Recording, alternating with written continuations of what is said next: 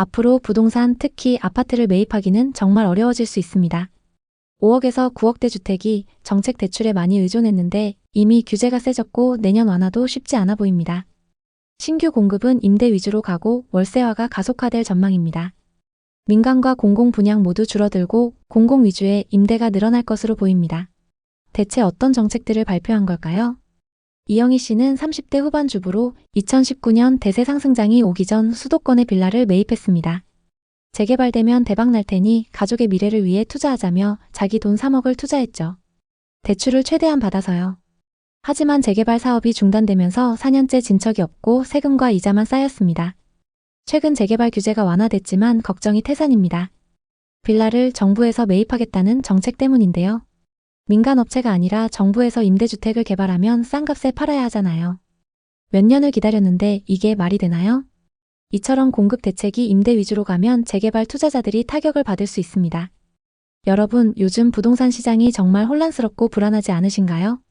최근 발표된 97 부동산 공급 대책에 따르면 수도권에 매년 27만 호씩 신규 착공을 추진해 2030년까지 총 135만 호를 공급한다고 합니다.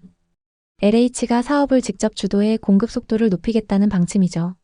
하지만 이 예산 중 공공임대 주택 부분이 올해 대비 48% 증가한 22조 7천억 원으로 무려 1.5배나 불어났습니다. 왜 이렇게 임대에 무게를 실었을까요? 전체 주택 중 임대 비율을 끌어올리기 위해 110만 호 규모의 임대주택 건설 계획을 세웠기 때문입니다. 공공임대가 늘어나면 서민 주거 안정에는 도움이 되겠지만 분양을 통해 내 집 마련을 꿈꾸는 무주택자나 청약 당첨을 노리며 전세로 살던 분들은 기회가 점점 줄어들게 됩니다. 김범준, 이성희 씨 부부는 40대 중반으로 서울 송파구 신천동의 파크리오에 전세로 거주하고 있습니다. 강남 학군과 편리한 교통을 고려해 이 아파트를 선택했고 2년 뒤 전세를 갱신하고 나중에는 자가 마련을 꿈꾸자는 희망을 품고 있었습니다. 하지만 최근 전세 대출 규제로 걱정이 많아졌습니다. 전세 대출 한도가 축소되면 축소된 만큼 나머지 금액을 현금으로 충당해야 합니다. 하지만 부부는 그동안 모아놓은 돈으로 이 금액을 충당할 수 있을지 걱정입니다. 주택 공급 방안으로 내 집 마련을 할 수 있지 않을까 기대하고 있었는데 대책을 보고 실망만 가득합니다. 강남에서 아이 키우며 안정적으로 살고 싶었는데 대출 규제 때문에 이사를 가야 할지도 몰라요. 그리고 집을 지어준다고 해놓고 임대주택만 왕창 지으면 어떡해요? 살 수 있는 집을 지어줘야죠. 앞으로 아예 집을 사지 말라는 건가요? 그럼 저희처럼 집 없는 사람들만 더 힘들어지는 거 아닌가요? 이 말이 어느 정도 일리는 있습니다. 그렇다면 공공분양 예산은 어떻게 됐을까요? 올해 1조 5천억 원이던 예산이 내년에는 4천억 원대로 70%나 줄었습니다. 분양시장이 점점 좁아지고 있는 셈이에요. 반면 기존 임대 예산은 15조 원에서 22조 원으로 늘어났으니 분양이 삭감된 만큼 임대가 늘어난 겁니다. 청약을 노리는 무주택자나 신혼부부들은 청약 통장만 꾸준히 불리면 나중에 당첨될 거야 이렇게 생각하시지만 이제는 청약 물량 자체가 임대주택으로 전환될 가능성이 훨씬 높습니다. 9월 7일 대책에서도 공공택지 개발에서 LH가 100% 직접 시행해 공급을 확대하지만 이 중 상당수가 임대주택으로 채워질 전망입니다. 민간 공급도 내년에 반토막 날 것으로 보입니다. 서울은 역대 최저 수준으로 줄고 경기 인천 지역도 올해 대비 절반가량에 그칩니다. 또 하나 눈에 띄는 건 빌라 매입 예산이 20배나 폭증한 점이에요. 5조 6천억 원 규모로 LH가 다세대 다가구 주택을 사들여 임대주택으로 전환하는 사업입니다. 기존 주택 매입뿐 아니라 선매수 계약을 통해 신축 빌라까지 끌어들이겠다는 거죠. 비아파트 시장이 장기 침체에 빠져 있는 상황에서 정부가 빌라 지어라, 내가 사줄게 하며 시장을 살리려는 의도가 엿보입니다. 과거 정부 정책과 비슷한 맥락이죠. 이 정책은 임대 공급을 늘리는 데는 기여하겠지만 공실 문제가 심각합니다. 최근 자료에 따르면 6개월 이상 공실 상태인 공공임대주택이 5만 8천 가구에 달하며 2020년 대비 135%나 증가했습니다. 수요자들이 공공임대를 외면하는 이유는 임대료가 저렴해도 관리 상태가 열악하거나 위치가 불편하기 때문입니다. 이제 정책자금 대출로 넘어가 볼게요. 디딤돌 대출과 버팀목 대출이 올해 14조 원에서 내년 10조 원으로 26.7% 감소했습니다. 둘 다 약 30% 줄어든 셈이에요. 이미 627 대책에서 신혼부부 특례 대출 한도를 대폭 낮췄죠. 소득이 낮은 서민층이 집을 사거나 전세를 얻기 어려워지는 구조입니다. 대신 월세 지원이 강화됐습니다. 저소득 무주택 청년에게 월 20만 원 지원이 상시화되고 주거급여 대상자가 152만 명으로 확대됐어요. 임대료 기준도 조정됐습니다. 한마디로 매수나 전세는 규제를 통해 어렵게 만들고 지원을 통해 월세 생활을 유도하는 방향으로 가고 있습니다. 박민수 씨는 50대 초반 자영업자로 2022년 저금리 상승장의 매력에 빠져 영끌로 서울 근교 신축 아파트를 매입했습니다. 전세 시세가 안정적일 테니 장기적으로 좋을 거야 하며 대출을 끼고 투자했죠. 당시 부동산 열기가 뜨거워 주변 지인들도 지금이 딱 타이밍이야, 놓치면 후회해 라고 부추겼어요. 하지만 금리 인상이 본격화되면서 시세는 하락했고 신축 공급 과잉으로 전세 수요가 바닥을 쳤습니다. 그 결과 전세 시세도 하락하면서 역전세를 맞았죠. 또 최근 전세 대출 규제가 시행되면서 걱정이 이만저만이 아닙니다. 이 사례처럼 대출 규제가 강화되면 영끌 투자자들이 가장 큰 피해를 입습니다. 지금 정책이 강화될수록 소득이 낮은 분들은 더 큰 어려움을 겪을 가능성이 높아요. 2021년 부동산 호황기 최영준 씨는 부동산 투자에 전 재산을 걸었습니다. 서울 강북권의 중형 아파트를 영끌로 매입했는데 당시 집값이 매달 수천만 원씩 치솟는 분위기라 올인하면 2년 안에 2배는 될 거야 하며 부모님 돈까지 끌어모았어요. 주변에서 지금이 절호의 기회라는 말이 넘쳤고 실제로 지인 몇몇이 빠르게 이익을 내는 걸 보고 더 용기를 냈죠. 하지만 2022년 들어 금리 인상이 시작되고 정부의 규제가 강화되면서 시장이 급반전됐습니다. 최영준 씨 아파트는 고점 매입 후 30% 넘게 하락했어요.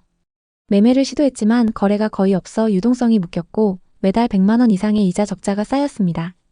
결국 팔아보려고 했지만 원금 손실에 부대 비용까지 더해보니 손실 금액이 너무 컸습니다. 울며 겨자 먹기로 버티는 중입니다. 상승장 심리가 과열되면서 과도한 대출이 일상화된 게 문제였죠.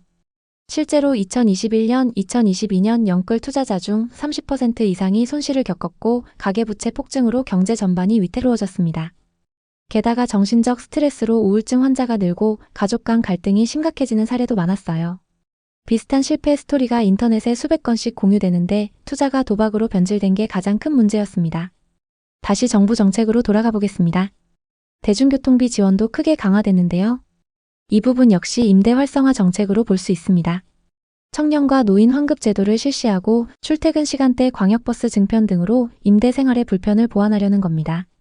월세 지원과 교통비 완화가 결합되니 임대 아파트에 살면서 월세 지원받고 대중교통으로 출퇴근하세요 라는 방향이 명확해집니다. 서울과 수도권에서는 분양이 줄고 임대가 늘어나면서 시장이 소유 중심에서 임대 중심으로 재편될 전망입니다.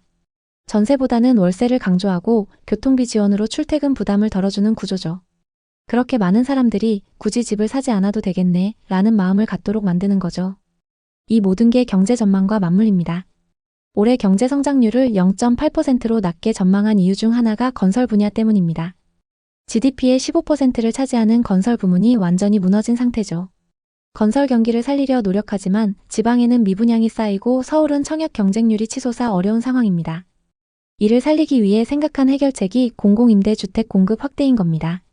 사실 부동산을 소유할 필요가 없다고 느끼는 분들에게는 아주 좋은 정책입니다. 하지만 내 집 마련의 꿈이 있거나 부동산으로 자산소득을 늘리려는 분들에게는 달갑지 않을 수 있죠. 이영희 씨는 30대 후반 주부로 2020년 상승기 때 용인 재개발 지역의 빌라를 매입했습니다. 재개발되면 3배는 벌 테니 미래를 위해 투자하자 하며 3억을 투자했죠. 그리고 모자란 돈 4억은 대출을 받았습니다. 하지만 재개발 사업이 중단되면서 4년째 진척이 없고 세금과 이자만 쌓였습니다. 최근 재개발 규제가 완화됐지만 걱정이 태산입니다. 빌라를 정부에서 매입하겠다는 정책 때문인데요. 민간업체가 아니라 정부에서 개발하면 싼 값에 팔아야 하잖아요. 몇 년을 기다렸는데 이게 말이 되나요? 이처럼 공급 대책이 임대 위주로 가면 재개발 투자자들이 타격을 받을 수 있습니다. 앞으로 부동산, 특히 아파트를 매입하기는 정말 어려워질 수 있습니다. 중저가 주택이 정책 대출에 많이 의존했는데 이미 규제가 세졌고 내년 완화도 쉽지 않아 보입니다. 신규 공급은 임대 위주로 가고 월세화가 가속화될 전망입니다.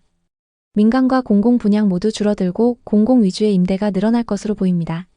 아파트 전세 부족과 신규 입주 감소도 예고돼 있습니다. 그래도 무언가를 사야 한다면 교통과 인프라가 개선되는 지역을 주목하세요. 지방의 미분양은 계속되고 서울 수도권 쏠림 현상이 심화될 겁니다. 접근성이 좋은 저평가 지역을 잘 살펴보는 게 중요합니다. 여러분은 이 정책 방향에 대해 어떻게 생각하시나요? 앞으로 부동산은 사고 싶어도 못 사는 시대가 올 수 있습니다.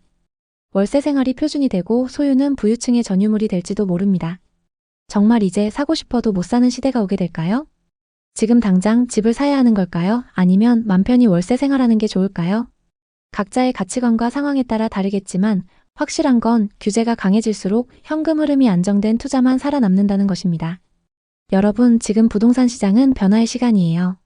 각종 정책들로 많은 것들이 바뀌고 있죠. 거래는 줄고 가격은 주춤하지만 앞으로 어떻게 될지 시장의 변화를 잘 살펴봐야 합니다. 이럴 때일수록 현금 비중을 높이고 장기 보유 전략으로 가세요. 단기 한탕을 노린 투자는 위험할 수 있습니다. 앞으로의 시장은 더 어려워질 테니 계속 영상 시청해 주시면서 대응하시기 바랍니다. 앞으로의 정책을 함께 지켜보시죠. 오늘 이야기 어떠셨나요? 혹시 이와 비슷한 부동산 고민이나 경험이 있으신가요? 여러분의 이야기가 있다면 자유롭게 공유해 주세요. 당신의 경험이 누군가에게 큰 힘이 될 수 있습니다. 오늘의 이야기에 공감하셨다면 구독과 좋아요를 눌러주세요. 오늘도 시청해 주셔서 감사합니다. 다음 편엔 더 좋은 내용으로 찾아뵙겠습니다.